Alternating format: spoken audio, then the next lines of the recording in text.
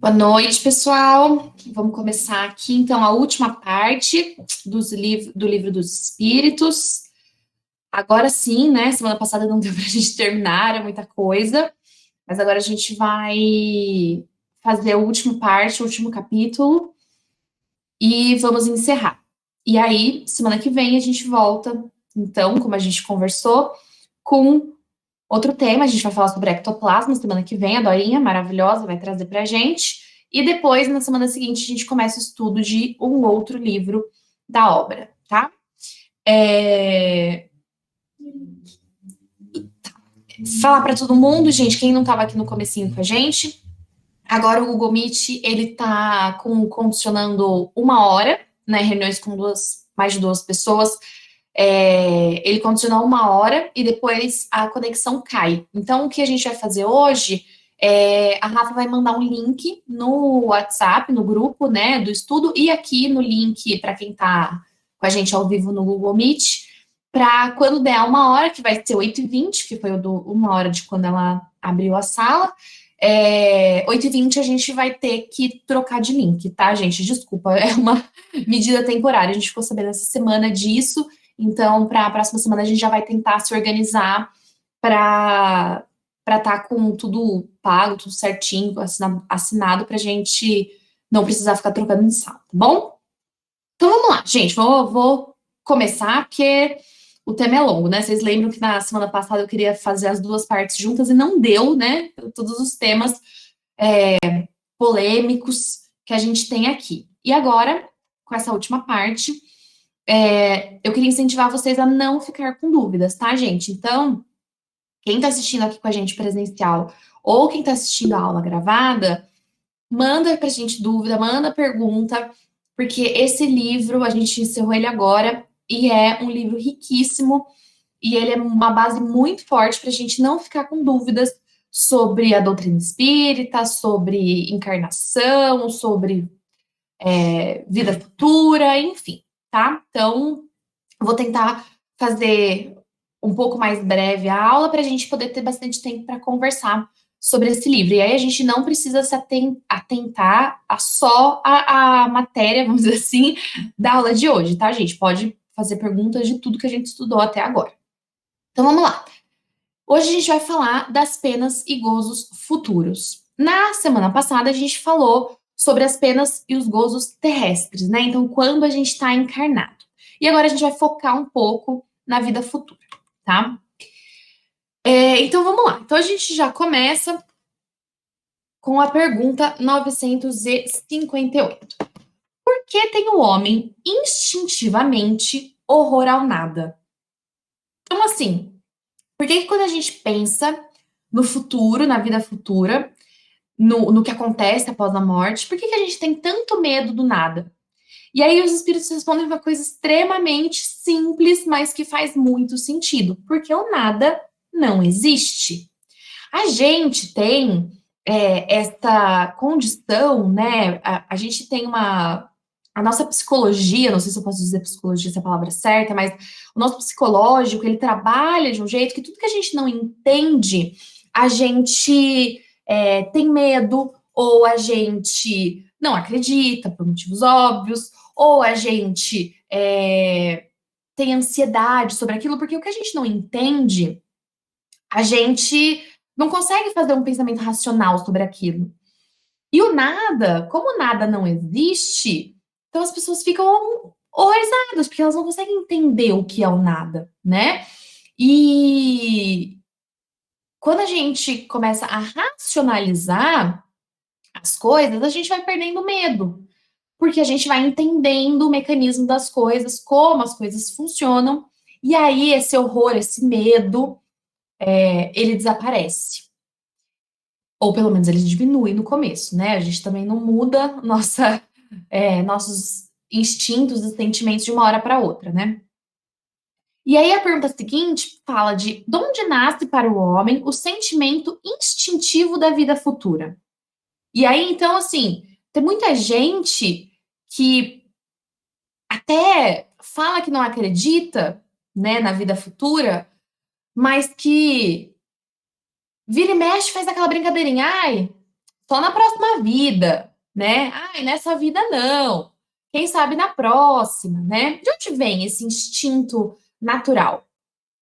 E aí os espíritos respondem: já temos dito, antes de encarnar, o espírito conhecia todas as coisas, e a alma conserva vaga lembrança do que sabe e do que viu no estado espiritual. Isso daqui, gente, é porque a gente, quando está encarnado, a gente pensa o contrário. Mas a verdadeira vida é a vida espiritual.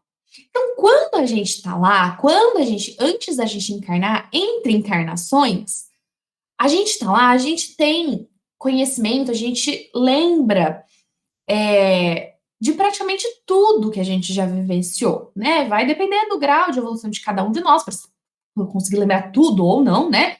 Mas quando a gente está na erraticidade, quando a gente está no plano espiritual, a gente lembra das coisas, a gente percebe que a gente lá não é, a gente não esquece da vida encarnada. Na vida encarnada a gente esquece de lá, mas não o contrário. Então por isso que quando a gente encarna tem muito essa instintividade, né? Essa ideia de que existe algo além daqui, né? Que existe algo além da vida, além da matéria, tá?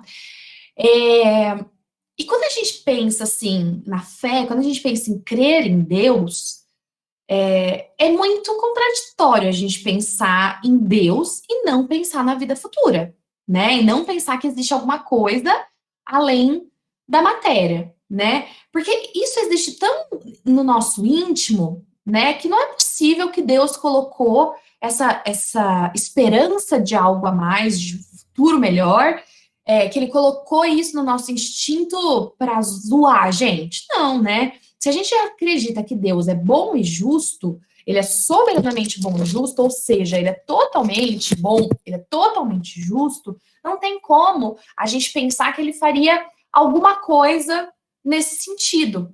Ou que a gente não teria uma vida para resolver os nossos problemas. Porque pensa, se Deus é bom, Deus é justo e Deus é misericordioso, ele vai deixar que um filho que cometeu um erro numa vida passar o resto da eternidade pagando por aquilo? Ou seja, não vai ter nada que ele possa fazer para se redimir? Ou seja, não adianta nada eu me arrepender? Ou seja, não adianta nada eu tentar melhorar, eu pedir desculpa e tentar fazer melhor? Então, essa questão da vida futura, ela tá muito instintiva dentro da gente. A vida futura, principalmente uma vida melhor, né? A gente pensa, vem muito disso, né? Deus colocou essa intuição na nossa mente desde a época das cavernas, que a gente vê, tem vários estudos que mostram, né, que eles já tinham a adoração dos deuses e tal, mesmo que fosse de um jeito bem diferente do que a gente tem hoje, mas eles já tinham esse instinto de que existe algo a mais na matéria, né? E isso é o que a gente tem até hoje, e conforme a gente vai encarnando, a gente guarda essa vaga lembrança das outras vidas ou do plano espiritual, e por isso que ele fica instintivo para nós. Bom, aí o próximo tópico traz sobre a intuição dessas penas e dos gozos futuros, né? A pergunta é: de onde se origina a crença com que deparamos entre todos os povos na existência de penas e recompensas por vindouras? Então, de onde vem, de onde surge, de onde nasce essa crença que em vários lugares, né, em vários povos, que a gente vai pagar ou ser recompensado pelo que a gente faz? E aí eles respondem, né? É sempre a mesma coisa. Pressentimento da realidade trazido ao homem pelo espírito nele encarnado. Ou seja, o espírito, eu, neste corpo, trago essas lembranças. Então, esse pressentimento vem comigo. Porque, sabei bem, não é debalde que uma voz interior vos fala. Porque saber o bem não é debalde uma voz interior processual, ou seja, não é outra coisa além da sua própria voz, do seu espírito, você como espírito, ressoando isso, né, dentro de você. Melhores vos tornareis, se nisto pensais muita e muito e muitas vezes. Ou seja, a gente pensar nessa existência de penas e recompensas futuras é algo bom para a gente, porque a gente pode deixar de cometer muitos erros se a gente parar de agir instintivamente e pensar sobre isso. Pensar muito e pensar muitas vezes sobre essas penas ou gozos que a gente pode ter no futuro, tá bom? E aí os espíritos trazem, né? Quem leu já o livro dos espíritos, a gente vê que tem a pergunta, tem a resposta. Muitas vezes tem uma nota do autor, que o próprio Kardec ia lá e fazia tecia os comentários dele sobre isso, e muitas vezes é um texto, os comentários que eles trazem, tá? E aí eu peguei um trechinho que tinha lá. Ele falava assim: a responsabilidade dos nossos atos é a consequência da realidade da vida futura. Dizem-nos a razão e a justiça que na partilha da felicidade a que todos aspiram, não podem estar confundidos os bons e os maus. Não é possível que Deus queira que uns gozem sem trabalho de bens que outros só alcançaram com esforço e perseverança. Por isso é que o sentimento inato que temos da justiça nos dá a intuição das penas e recompensas futuras. É muito verdade, né, gente? Se a gente pensa que uma pessoa faz tanto mal, prejudica os outros, não precisa nem roubar, né? Às vezes, os. Me fugiu a palavra. Mas quando a gente é corrupto, né? Quando a gente tenta fazer aquele nosso jeitinho brasileiro de passar na frente dos outros, né? Quando a gente faz uma coisa errada, mas quer se safar de algum jeito, né? Ou, eu sei que existe a lei do bafômetro, eu sei que eu não posso beber e dirigir, mas eu vou beber só um pouquinho, aí eu vou dirigir. Se eu for pego pela polícia, eu xingo a polícia, eu acho ruim, eu quero subornar o guarda para pagar para isso, para aquilo, eu reclamo que eu ganhei a multa, eu faço isso, faço aquilo. Isso não estava errado? Eu não é consequência dos meus atos? Ou seja, é justo uma pessoa que faz tudo isso, né? Foi um exemplo frívolo, assim, bobo, né? Mas assim, a gente fez uma pessoa, né, tenta ganhar vantagem, tudo isso, vai para o mesmo lugar, vai ter a mesma vida futura que uma pessoa que foi boa, que doou seu tempo, que doou as suas atividades, que ajudou o próximo. Não é nem concebível na nossa cabeça uma coisa dessa, né? Essas duas pessoas terem o mesmo destino. E é por isso, essa justiça que está intrínseca em nós, que nos faz, nos remete a essas penas ou a essas recompensas, esses gozos que a gente vai ter na vida futura. É daí que nasce. Então, essa sensação, essa justiça dentro de nós, essa noção da justiça dentro de nós, ela reforça muito essa questão das penas e dos gozos. Bom, vamos lá.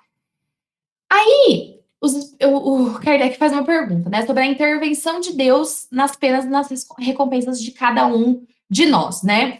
Então, com cada homem pessoalmente Deus se ocupa, não é ele muito grande e nós muito pequeninos para que cada indivíduo em particular tenha a seus olhos alguma importância? Então, ele está falando, né? Tem quantas milhões de pessoas, quantos bilhões de pessoas só no planeta Terra, né? Fora em todos os outros planetas que deve ter vida, porque não é possível que Deus criou tudo isso só pra gente, né? E aí Deus vai se preocupar com cada um de nós, com cada pequena coisa que a gente faz. Deus se ocupa com todos os seres que criou, por mais pequeninos que sejam. Nada para sua bondade é destituído de valor. E aí, aqui, gente, a gente tem que pensar que nós ainda não conseguimos. Lembra lá do primeiro capítulo que a gente não conseguiu ainda definir Deus, né? A gente não consegue conceber, ter uma imagem, a gente faz relação com o que a gente sabe. Então a gente pensa que ele é uma pessoa. Mas Deus, gente, ele é onipresente, então ele está em todos os lugares. E não é diferente da gente, por exemplo, a minha mãe, ela tem 3 filhas. Ela não consegue saber tudo que está acontecendo com as 3 ao mesmo tempo, porque cada um num lugar. Deus não, gente. Deus, ele tem esse poder da onipresença. Então, ele se ocupa sim com todos os seres. Mas como que ele se ocupa, né? Além dele ter os espíritos puros, né? Porque quando a gente alcança a escala espiritual de espírito puro, lembra que Jesus falava que sou uno com o Pai, né? Eu sou um com o Pai, são os espíritos puros, eles trabalham junto com Deus, ajudando toda a criação e ajudando, com certeza, todos nós que precisamos, que queremos e que pedimos, tá? Mas, mais do que isso, o que Deus fez, né? Deus, ele pensa assim, né? Nos pais que nós temos no planeta Terra, né? Os nossos pais. O que eles fazem, né? Qual que é o papel dos pais? O papel dos pais é dar educação, é dar instrução para que os filhos caminhem com as próprias pernas, certo? É para os pais prepararem os filhos para que eles possam usar os instrumentos da vida para fazer um campo fértil da sua existência, né? Então eles deixam as regras, Deus deixou as regras, deixou as leis naturais que a gente estudou no começo como um guia, né, para a gente seguir e com isso ele vai cuidando da gente. E as próprias leis naturais são encarregadas muitas vezes das penas ou das recompensas que a gente tem, tá? Então, muitas vezes a gente não precisa que alguém vai lá, um juiz, bata o martelo e fala: você errou, pá, você vai fazer isso para recompensar. Não, as leis naturais elas acontecem de um jeito que a gente não precisa que uma pessoa fique lá de juiz julgando o certo ou o errado.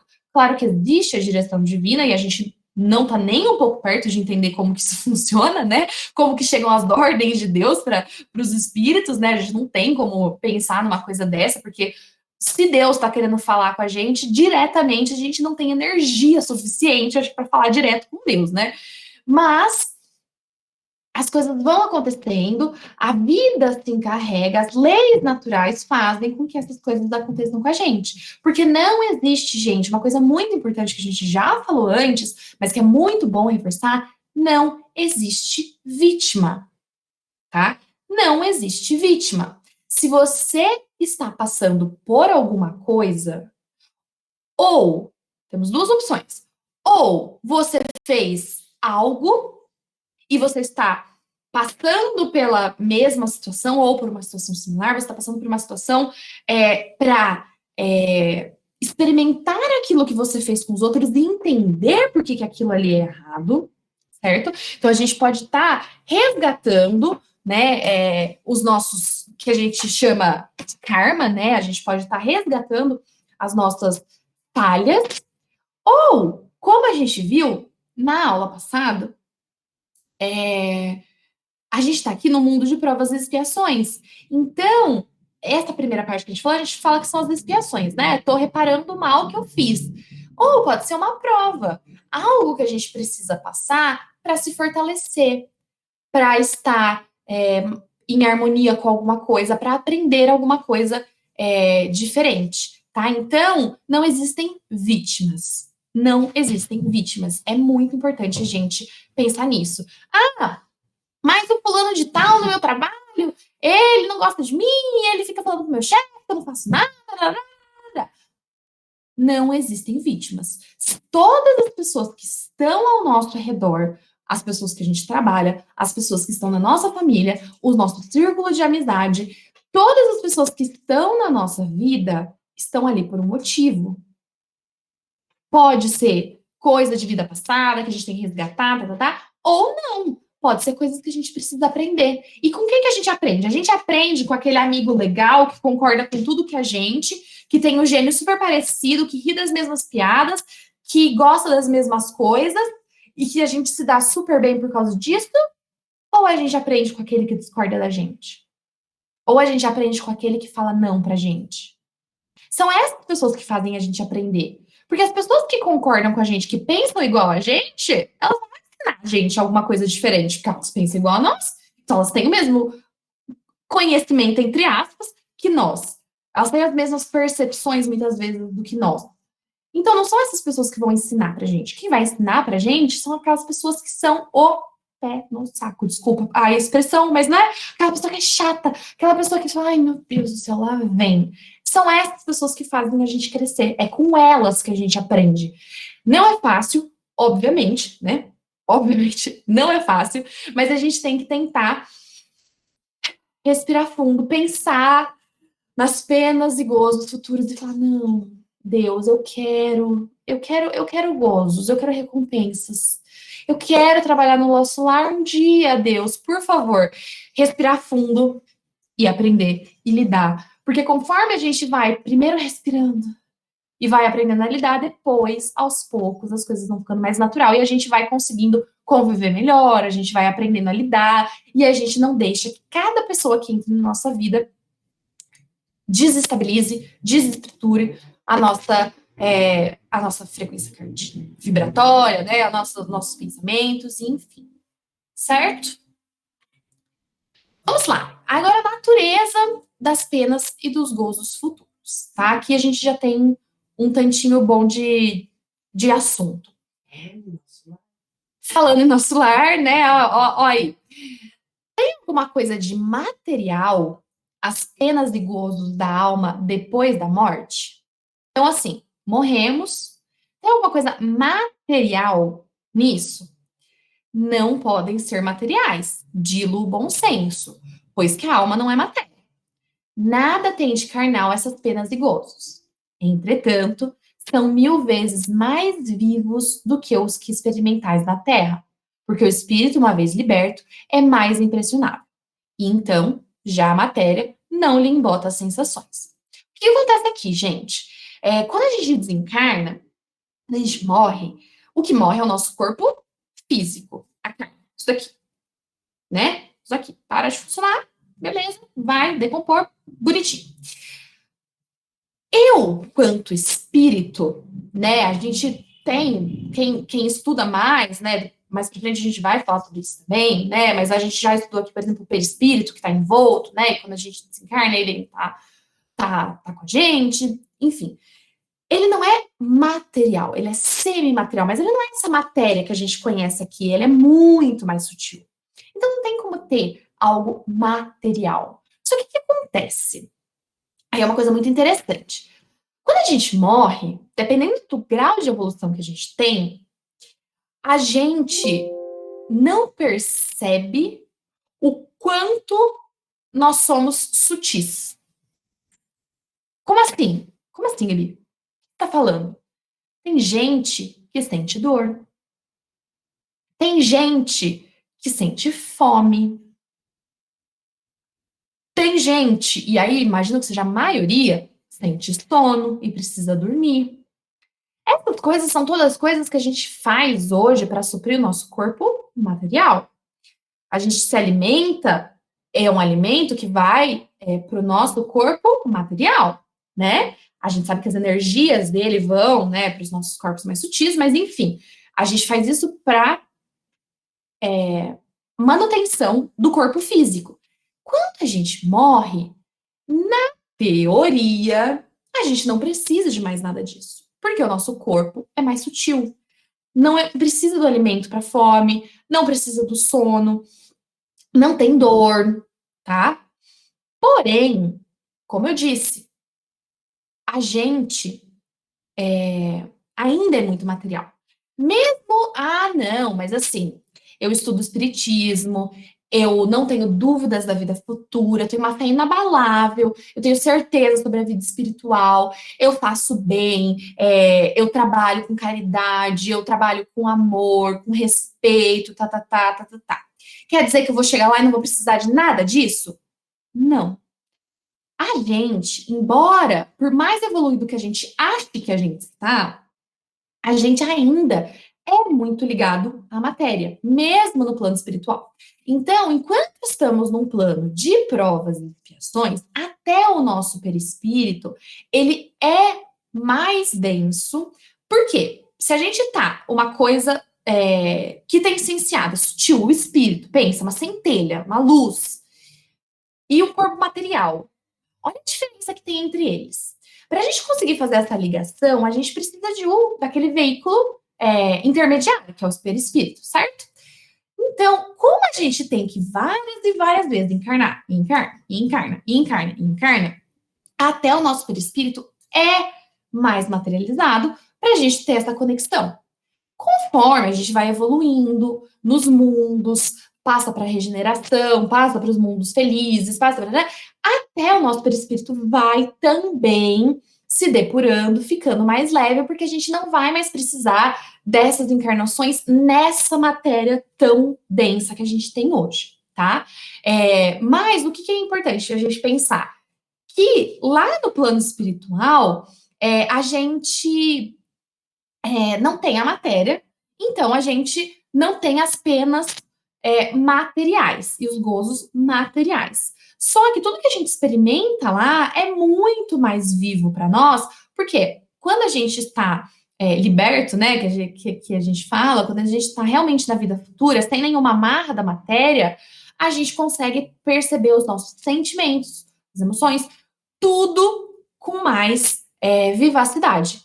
Tanto coisas boas quanto coisas ruins, tá? Mas a gente tem que sempre tomar muito cuidado, porque a nossa linguagem, né, os termos que a gente conhece, é muito incompleto ainda, né? A gente vê a ciência evoluindo, tanto que a gente fala hoje, fala-se muito da física quântica, né? Do quantum atômico, enfim. E a gente ainda não tem conhecimento, muito menos na época, né, que o livro foi escrito, sobre a matéria em si. Então, a gente faz essas comparações tentando exprimir as ideias, tá? Mas a gente tem que pensar que quanto mais destruir, quanto mais a ciência evoluir, melhor a gente vai conseguir compreender essas coisas, porque elas vão ser mais naturais pra gente. Aquela velha história. Não adianta você chegar numa sala de quinta série, que hoje em dia não é mais quinta série, como é sexto ano, né? Chegar numa série de sexto ano e querer ensinar química avançada. Não adianta, eles não têm conhecimento básico para isso. E a gente também é a mesma coisa. Conforme a gente vai estudando e vai aprimorando, a gente vai entender disso também melhor, tá? E aí ele pergunta, então, em que consiste, né? O que, que é a felicidade dos bons espíritos? E aí, quem sabe um dia, né? Não, um dia com certeza. Quem sabe logo, né? Daqui uns só uns milhões de anos, a gente saiba, né? Que são os espíritos bons. O que que é a felicidade para eles, né?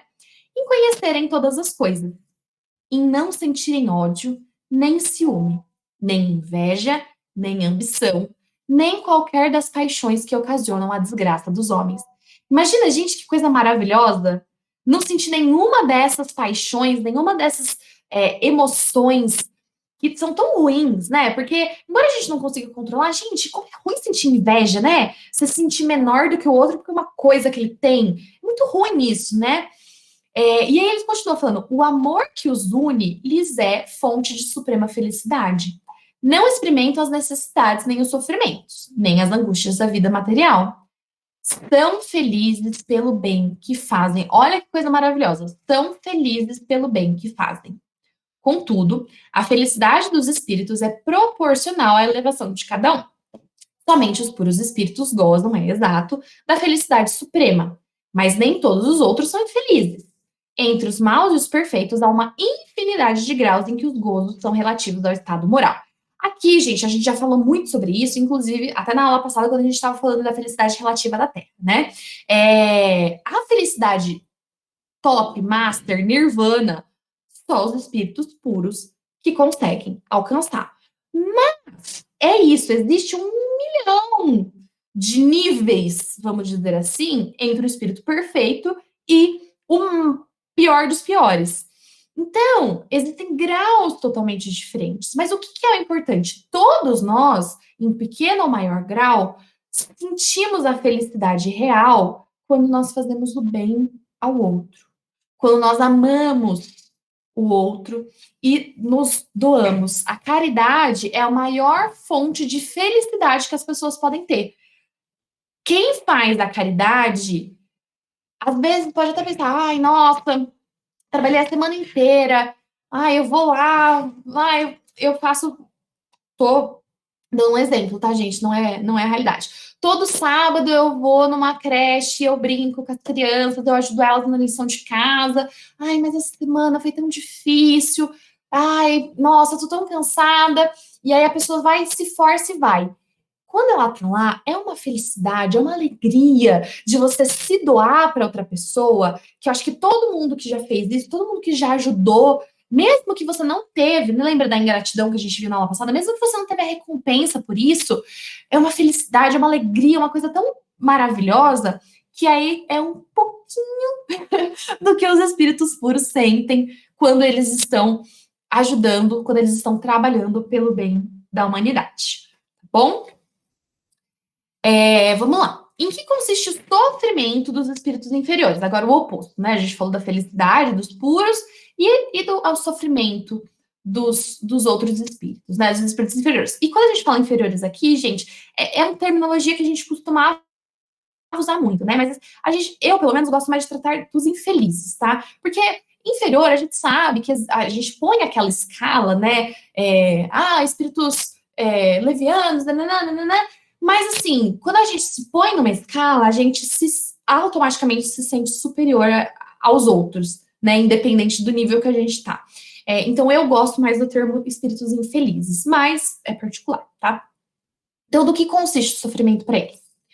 São variados, como as causas que os determinam, e proporcionados ao grau de inferioridade, como os gozos os são ao de superioridade. Desejam todos os gozos e não os podem satisfazer. Eis o que os tortura. Então, gente, os sofrimentos que nós temos, né, que os espíritos infelizes, os espíritos sofredores ainda passam, depende do que causou, depende do quanto que ele está infeliz, depende de muita coisa, né? Não existe uma receita de bolo, do mesmo jeito que para felicidade, tá? Mas o que é, do mesmo jeito, né, que a caridade, o fazer o bem é algo que impulsiona os bons, o que impulsiona os que estão infelizes, né? Essa questão que eles querem tanto e não podem ter. Muitas vezes as pessoas fazem algo mal, algo ruim, porque elas querem tanto, tanto, tanto uma coisa boa para elas, mas elas não sabem, elas não conseguem, elas não têm afinidade às vezes com aquilo ali, elas e acabam fazendo errando, né? Cometendo atos que não vão alcançar o que ela precisa, o que ela quer. Vamos lá. É sempre boa a influência que os espíritos exercem uns sobre os outros? Então, a influência dos espíritos é sempre boa? Sempre boa, está claro, da parte dos bons espíritos. Óbvio, né, gente? Um espírito mau não pode ter uma influência boa, tá? Os espíritos perversos, esses procuram desviar da senda do bem e do arrependimento os que lhe parecem suscetíveis de se deixarem levar. Mas a ação dos maus espíritos é sempre menor sobre os outros espíritos do que sobre os homens, porque lhes falta o auxílio das paixões materiais. Então, gente, por que. E aqui é um parênteses, né? Os espíritos perversos, os espíritos maus, eles querem que as pessoas sejam infelizes. Elas não querem que as pessoas sejam felizes, que sejam boas, que se arrependam e queiram reparar os seus maus. Claro que não. Porque a partir do momento que a gente se arrepende, que a gente quer fazer mais, que a gente quer ajudar os outros, a gente eleva nosso padrão vibratório e eles não alcançam a gente. Só que quando a gente tem pensamento de inveja, quando a gente tem pensamento de raiva, quando a gente tem pensamento egoísta, a gente vai baixando e fica na mesma sintonia que eles. E aí eles conseguem atingir a gente. Então, por motivos lógicos, eles não querem que a gente se eleve. Só que aí é uma coisa importante, né? Entre desencarnados, entre espíritos, a ação deles é muito menor, eles conseguem influenciar muito menos. Por quê? Faltam as paixões materiais. Ou seja, o que liga a gente? Nossa, tem um obsessor, eu sou vítima desse obsessor. Não é vítima, ninguém é vítima. Se você, por algum motivo, tem a influência de um mau espírito, que a gente chama de obsessor, é porque você desceu até lá e teve sintonia com ele. Então, através das nossas paixões materiais, a gente abre as portas para que esses espíritos entrem na nossa casa, entrem na nossa vida e se instalem por ali. Mas o contrário também é verdade. Não precisamos. Gente, a gente está aqui para acertar e errar. Mundo de provas e expiações. Arrependimento. Vocês estão vendo aqui? Deixa eu ver se eu consigo colocar aqui, ó. Arrependimento. Ou seja, a gente se arrepender e querer reparar o mal que a gente fez, já é meio caminho andado.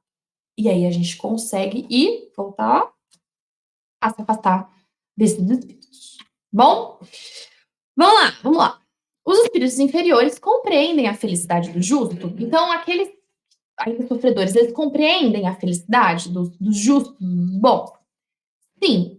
E isso lhes é um suplício, porque compreendem que estão dela privados por sua culpa. Daí resulta que o espírito, liberto da matéria, aspira à nova vida corporal. Para o espírito errante, já não há véus. Ele se acha como tendo saído de um nevoeiro e vê o que o distancia da felicidade. Mas sofre então, porque compreende quanto foi culpado. Não tem mais ilusões. Vê as coisas na sua realidade. E isso daqui, gente, é relativo de cada espírito, tá, gente? Depende de cada um. Mas os espíritos inferiores, eles sim veem a felicidade dos justos. E o que acontece? Quando a gente desencarna, não tem mais o véu, a gente vê o que a gente fez, o que acontece? Tem gente que se arrepende, tem gente que pede uma nova encarnação e quer reparar o mal. E tem gente que não. Tem gente que é teimoso e fala que não quer aceitar. Ela vê, ela sabe que é culpa dela. Mas aí ela tenta jogar consigo mesma, né? Porque Deus ninguém engana. Tenta jogar consigo mesma e às vezes erra um monte de mais vezes só por teimosia, porque eles sim veem a felicidade dos justos, mas a gente só vai começar a caminhar para ela quando a gente reconhecer os nossos erros, aceitar que a gente é sim egoísta, a gente é sim vaidoso, a gente é sim ciumento, né? E procurar se melhorar, tá? O espetáculo dos sofrimentos dos espíritos inferiores não constitui para os bons uma causa de aflição, e nesse caso, que fica sendo a felicidade deles se é assim turbada. Então, né, ver os espíritos infelizes sofrendo não é uma aflição para os espíritos bons? E aí eles respondem: não constitui motivo de aflição, pois sabem que o mal tem fim. Mas aí eles até falam no capítulo, assim, não é um motivo de aflição para os espíritos bons. Aí ele está falando já de espíritos mais elevados, né? Porque eles sabem que isso é tudo uma passagem, que esse sofrimento que a própria pessoa está causando para ela vai passar. Que tudo vai passar, e um dia esse espírito também vai ser um espírito puro e bom. Mas, por que? Então não é uma aflição, mas é um motivo de trabalho. É isso que os espíritos bons fazem, eles ajudam esses espíritos infelizes. Então, o motivo deles de viver, vamos dizer assim, o trabalho que eles percorrem é ajudar esses espíritos, né? Para que eles cheguem também à felicidade futura. Mas não é um motivo de aflição, porque a aflição é um sentimento é, de quem não tem esperança, né? A pessoa ela fica aflita quando ela não tem esperança, ela não sabe o que vai acontecer. E os espíritos bons não, eles sabem o que vai acontecer. Eles só trabalham para ajudar que aquilo aconteça mais rápido. Vamos lá. Natureza, ainda sobre a natureza, né? Das penas e gozos. O laço de simpatia que une os espíritos da mesma ordem constitui para eles uma fonte de felicidade. Então, né, a alegria, a amizade, a simpatia que espíritos têm, né, que estão mais ou menos no mesmo grau evolutivo, é uma fonte de felicidade. Os espíritos entre os quais há recíproca simpatia para o bem encontram na sua união um dos maiores gozos, visto que não receiam vê-la turbada pelo egoísmo. Ou seja, quanto mais evoluído a gente mais as nossas uniões são felizes, né? Porque elas têm menos o egoísmo. Das premissas dessa felicidade goza o homem na terra, quando se lhe deparam almas com as quais pode confundir-se numa união pura e santa. Em uma vida mais purificada, inefável e ilimitado será esse gozo, pois aí ele só encontrará almas simpáticas, que o egoísmo não tornará frias, porque em a natureza tudo é amor, o egoísmo é que o mata. Ou seja, a gente aqui na Terra, a gente tem vislumbres dessa felicidade, né? Quando a gente encontra almas afins, né? Quando a gente encontra almas que querem o bem tanto quanto a gente, né? Que são simpáticas a nós. E quanto mais a gente vai evoluindo e tirando o egoísmo do nosso coração, mais puro e mais amorosa e mais não sei falar, tipo, felicitante, felicitosa, mas feliz é essa união, tá? Então, a gente sabe que, embora seja parcial, embora seja uma parte de, quanto mais a gente se purifique, mais a gente está com pessoas que estão buscando o bem como nós, que estão buscando a melhoria como nós, mais feliz a gente vai ser. Só dar uma golinho d'água.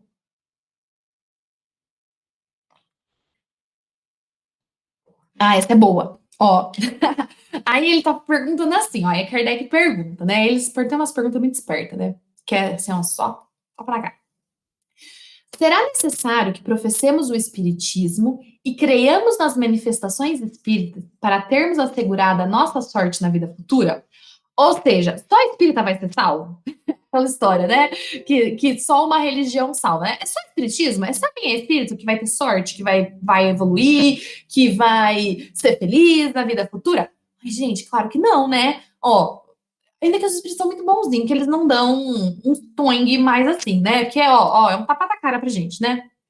Se assim fosse, seguir-se-ia que estariam deserdados todos os que não creem. Ou seja, da humanidade inteira, quem não é espírita, não. Vai todo mundo, tô nem aí pra eles. Eles vão tudo ficar lá sofrendo só porque eles não acreditam no espiritismo. Gente, isso parece alguma coisa que um Deus bom e justo faria? Acho que não, né? É... Eu até me perdi aqui, viu? Eu fico indignada com essas perguntas. É, ou o que não tiverem ensejo de esclarecer-se, o que seria um absurdo, né? Então, aqueles que são deserdados, seriam deserdados todos aqueles que não creem ou que não têm ensejo de esclarecer-se, o que é um absurdo, né? Só o bem assegura a sorte futura. Ora, o bem, eu até destaquei, o bem é sempre o bem, qualquer seja o caminho que a ele conduza. Não importa em nada a religião que você professa para a sua sorte na vida futura, ou até se você não professa religião nenhuma. O bem é sempre o bem. Uma pessoa boa, que faz o bem, que se melhora, mesmo que ela seja espírita, que ela seja católica, que ela seja muçulmana, que ela seja budista, que ela seja o que for. Se ela trabalhar com o bem, se ela fizer o bem e se melhorar, ela vai ser conduzida para a vida futura, vai caminhar nos degraus da evolução e vai, às vezes, chegar na perfeição antes do que nós espírita que se acha melhor do que todo mundo só porque a gente conhece a vida futura, né? Mas tudo bem. A gente chega lá também. O espiritismo ensina o homem a suportar as provas com paciência e resignação. Afasta-o dos atos que possam retardar-lhe a felicidade. Mas ninguém diz que sem ele não possa ela ser alcançada, tá? Ou seja, não possa ser conseguida. Exatamente. A gente, quando estuda o espiritismo, a gente deveria aprender a suportar as provas com paciência e resignação. Deveria lembrar da reforma íntima em vez de apontar dedo. A gente deveria, né, buscar atos que nos tragam a felicidade. Então, o espiritismo, ele é um facilitador. Ele ajuda muito a gente, mas não quer dizer que pessoas de outras religiões não cheguem na mesma felicidade, na mesma alegria que nós vamos chegar um dia. Bom, vamos lá. Agora, passando para o tema penas temporais. Não experimenta sofrimentos materiais do espírito que expia suas faltas em nova existência? Será então exato dizer-se que, depois da morte, só há para a alma sofrimentos morais? Então, ele está falando, né? Depois que a gente morre e a gente só vai então ter sofrimento moral, não vai mais ter nada, nenhum sofrimento material? Aí eles respondem, né? Falando de alguém que morreu, costumais dizer que deixou de sofrer. Nem sempre isso exprime a realidade. Como espírito, está isento das dores físicas. Porém, tais sejam as faltas que tenha cometido, pode estar sujeito a dores morais mais agudas e pode vir a ser ainda mais desgraçado em nova existência. Todas as penas e as tribulações da vida são expiações das faltas de outra existência quando não há consequência da vida atual. Então, o que a gente já falou, né? Então, a gente errou, morreu, não vai ter o sofrimento físico, material, vai ter sofrimento moral, muitas vezes mais agravado, porque não tem mais aquele véu, né, turvando a nossa visão. Mas a gente pode sim encarnar de novo para ter uma existência que a gente vai sofrer materialmente mesmo, né? Mas para reparar aquilo que a gente passou, tá? É, a gente passa, então, né, por todas as expiações, e como eu falei, né, antes, pode ser, a gente vai, sempre a justiça é perfeita, a gente sempre vai reparar o mal que a gente fez.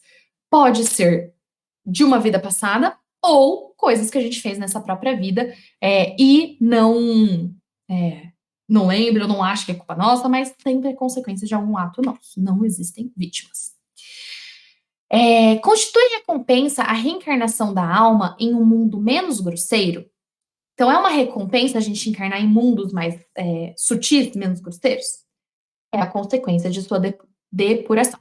Porquanto, à medida que vão se depurando, os espíritos passam a encarnar em mundos cada vez mais perfeitos, até que se tenham despojado totalmente da matéria e lavado de todas as impurezas, para eternamente gozarem da felicidade dos espíritos puros no seio de Deus. E aí, aqui, gente, é aquilo que eu falei um pouco antes, né? Então, conforme a gente vai evoluindo, o mundo vai evoluindo, né? A Terra agora vai passar para o mundo de regeneração, mas pode ser que algum espírito chegou a um grau de evolução e aí passa, né, para um mundo melhor, vamos dizer assim, de acordo com a nossa evolução. Conforme isso vai acontecendo, a gente vai ficando menos material e a gente vai se elevando e depurando os nossos corpos materiais que o espírito precisa ainda para encarnar, tá? E quando a gente fala dos espíritos puros no seio de Deus, a gente tem que lembrar que o seio de Deus não é ficar ali, ó, naquela praia branquinha ali, ó, tomando sol, tomando uma margarita, ouvindo uma música, gozando da felicidade eterna. Não é isso que é a felicidade para os espíritos. O que é a felicidade para os espíritos que a gente já viu? Fazer o bem. Então, quanto mais puro a gente fica, mais a gente se livra do egoísmo e a nossa felicidade passa a ser fazer para os outros, ajudar os outros. Coisa maravilhosa, né, gente? A gente chega lá. Uma hora a gente chega lá. Vamos lá, gente. Expiação e arrependimento. A gente já tá. Ainda faltam alguns slides, mas a gente já tá chegando no finalzinho, tá? Expiação e arrependimento. Qual a consequência do arrependimento no estado espiritual? Desejar o arrependimento em uma nova encarnação para se purificar. Então, qual a consequência de eu me arrepender enquanto eu estou desencarnado, né? A gente vai desejar, vai querer encarnar de novo para a gente se purificar. O espírito compreende as imperfeições que o privam de ser feliz e por isso aspira a uma nova existência que possa expiar suas faltas, né? Então a gente entende o que a gente fez de errado e a gente quer uma existência nova para a gente expiar essas faltas que a gente se arrependeu. E quando a gente se arrepende no estado corporal, né? Fazer que, já na vida atual, o espírito progrida se tiver tempo de reparar suas faltas. Quando a consciência o exproba e lhe mostra uma imperfeição, o homem pode sempre melhorar-se. A diferença está somente em que uns gastam mais tempo do que os outros, porque assim o querem. Isso, tanto na vida espiritual, quando a gente se percebe e se arrepende na vida espiritual, ou na vida corporal. Então, mas o que é importante a gente pensar, né? O arrependimento, ele é muito importante, porque a gente reconhece o erro. Ele é muito importante. E se a gente faz isso ainda encarnado, maravilhoso. A gente tem que tentar ao máximo ir atrás, né? A gente tem que fazer o máximo para reparar a falta que a gente cometeu. O erro que a gente cometeu, a gente tem que fazer o máximo ainda nessa vida. Porque se a gente deixar para a próxima, a gente vai ter acumulado ainda o tempo daquilo ali, né? Então é muito melhor a gente já fazer assim que a gente percebe, sempre que há tempo, óbvio, né? Mas aí, basta eu me arrepender durante a vida para que as faltas do espírito se apaguem e ele ache graça diante de Deus, ou seja, me arrependi. Ai, Deus, perdão, eu não devia ter feito isso. Puf, desapareceu? Não. O arrependimento concorre para a melhoria do espírito, mas ele tem que expiar o seu passado. O arrependimento, ele apressa a reabilitação, mas não o absolve. Diante dele, não se desdobra o futuro que jamais se lhe tranca?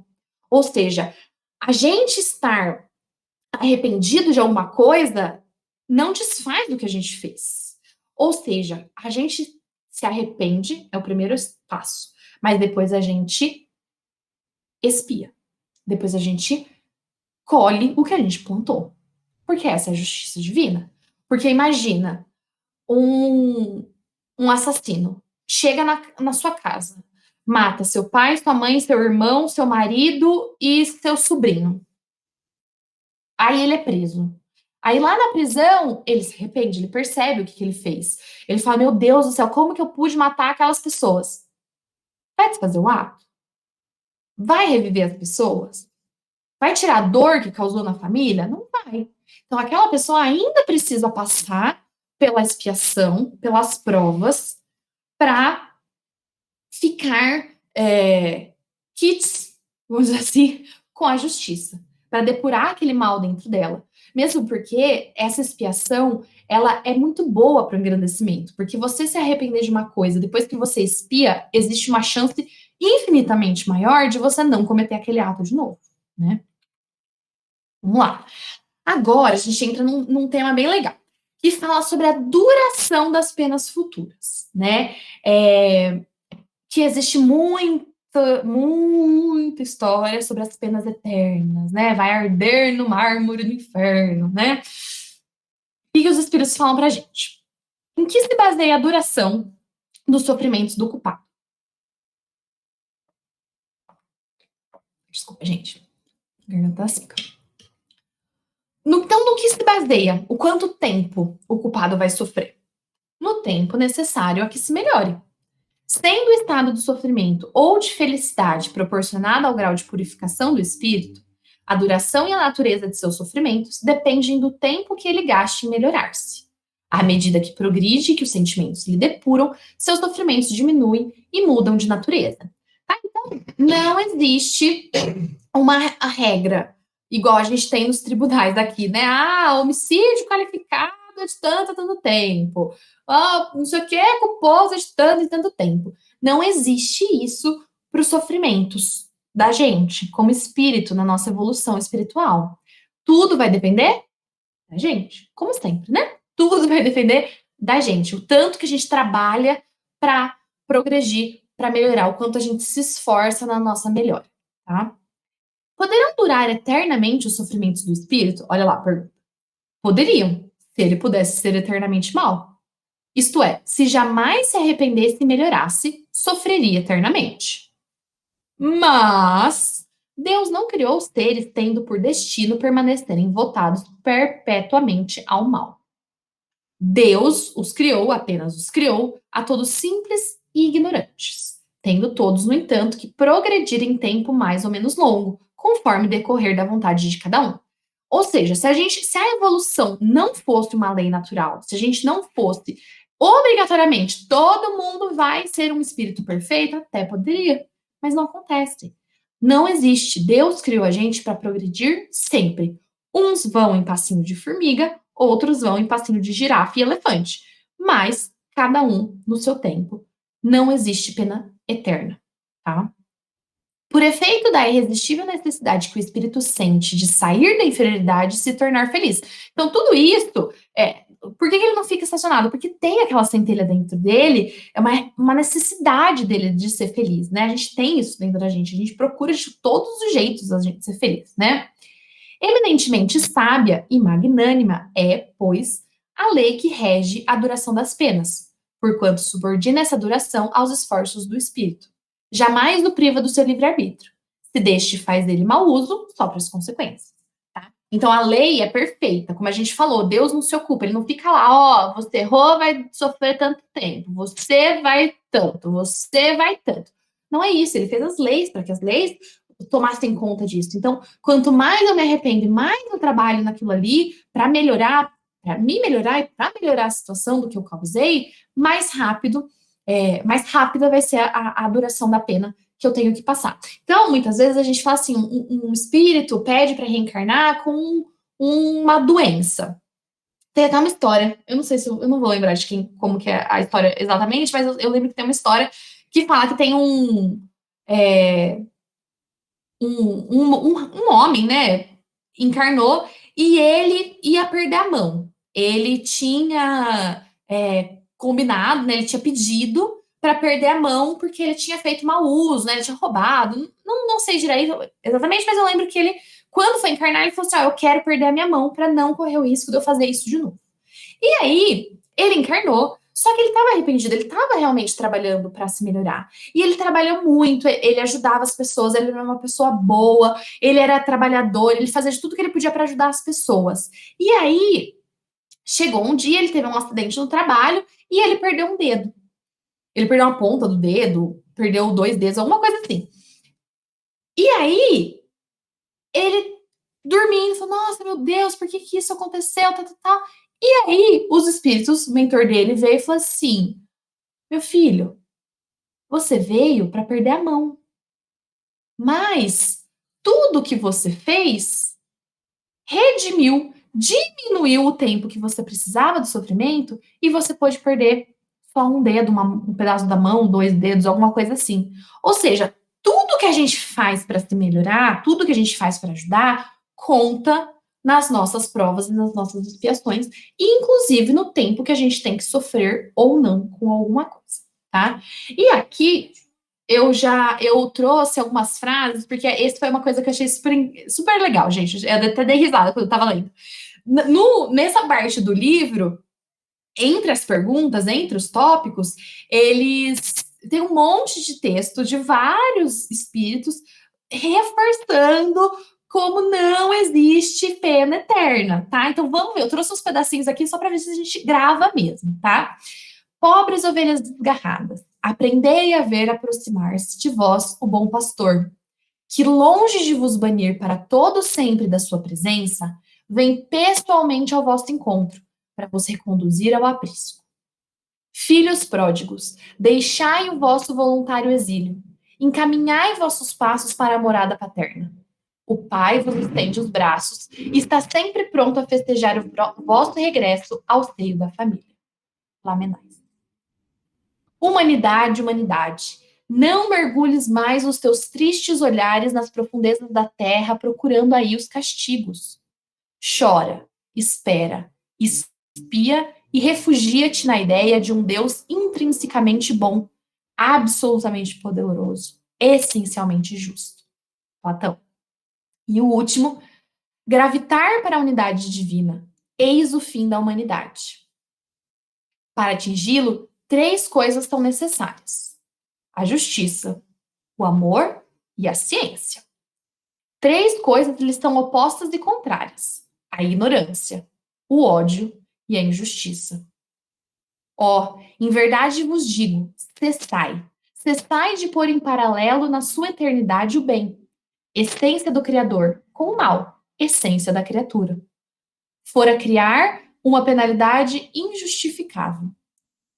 Afirmai, ao contrário, o abrandamento gradual dos castigos e das penas, pelas transmigrações, e consagrareis a unidade divina, tendo unidos o sentimento e a razão. Paulo.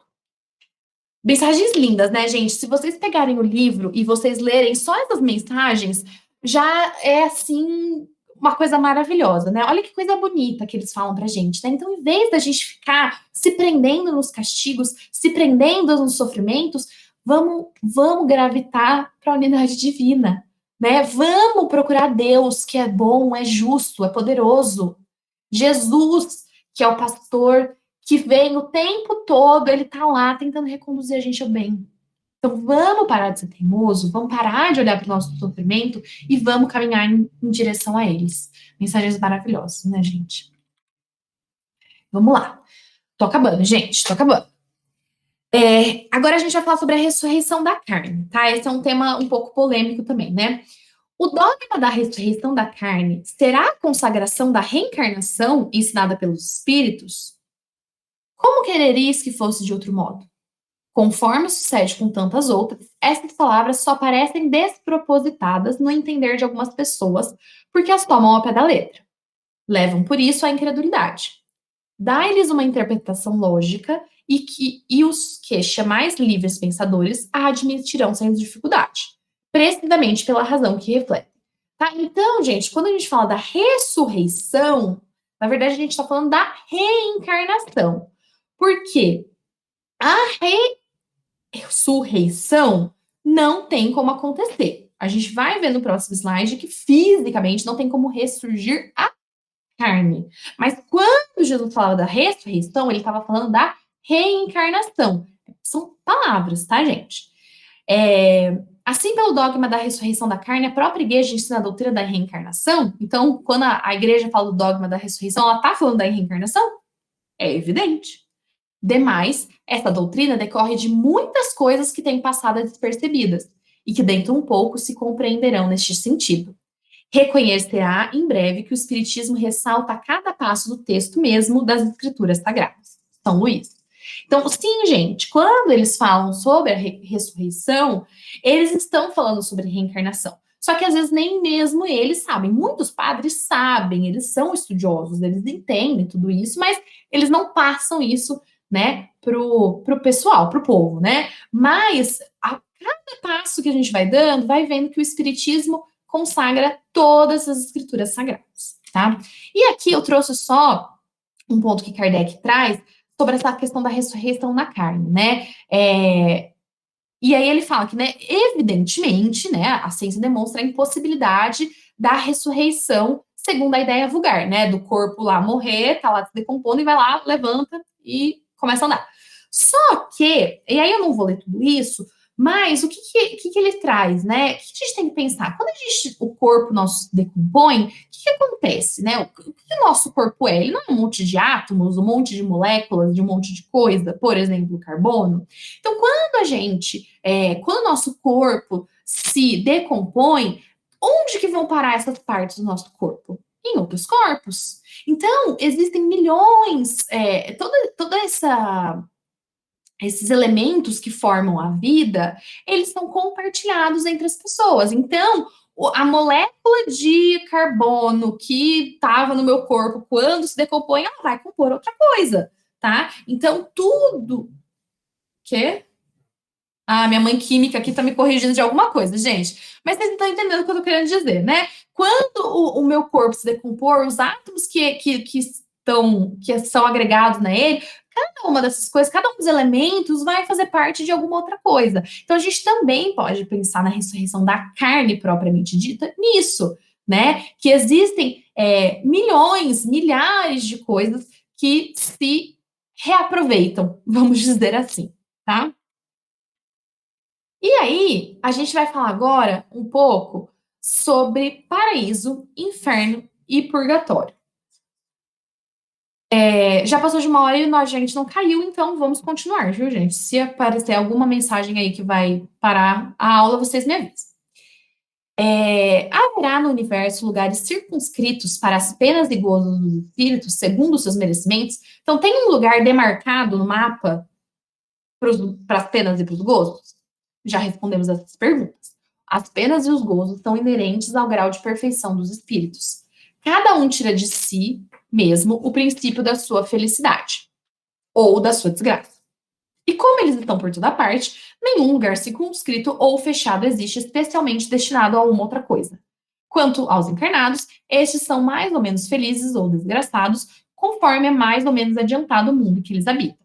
Então, gente, não existe um lugar fechado ali, ó, você passou por essa porta que é o inferno. Não existe, gente. A felicidade e a infelicidade, elas estão em toda parte. Elas estão dentro de nós. E de acordo com o nosso grau de evolução, tá? Então, a localização absoluta das regiões das penas e das recompensas só na imaginação do homem existe. Provém da sua tendência a materializar e circunscrever as coisas, cuja essência infinita não lhe é possível compreender, tá? Mas não existe fisicamente. Passou daqui é inferno, voltou para ali é purgatório, ou ali para cima é paraíso, tá? Não existe isso, porque a felicidade e a infelicidade estão nos espíritos e os espíritos estão por toda parte, tá? E o que a gente então deve entender por purgatório, né? Kardec perguntou para eles. Dores físicas e morais. É o tempo da expiação. quase sempre na terra é o que fazeis o vosso purgatório e que Deus vos obriga a expiar as vossas faltas. Ou seja, o purgatório não é, um lugar intermediário até decidir se a gente vai para o céu ou para o inferno, né? Para ver se a gente conseguiu é, passar a nota de corte do céu. O purgatório é aqui. O purgatório é o lugar que a gente expia. É onde a gente passa as nossas dores e expia as nossas faltas.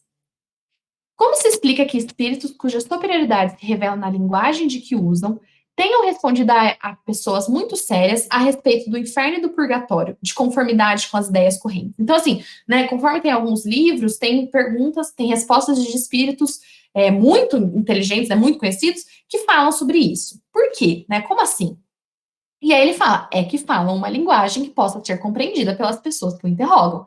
Então, muitas vezes a gente fala de céu, de inferno, de purgatório, para que a gente possa entender a ideia que isso exprime, né? Porque se a gente fala assim, inferno, todo mundo já tem uma ideia pré-concebida na cabeça, a gente já sabe que a gente está falando de sofrimento, né? Então, muitas vezes os espíritos se usam dessas palavras também, tá? Em que sentido deve-se entender a palavra céu? É o espaço universal. São os planetas, as estrelas e todos os mundos superiores, onde os espíritos gozam plenamente de suas faculdades, sem as tribulações da vida material, nem angústias peculiares da inferioridade. Ou seja, o que é o céu, gente? São os mundos superiores. São todos os mundos, planetas, galáxias que os espíritos superiores habitam e que neles não tem as tribulações da vida material, tá?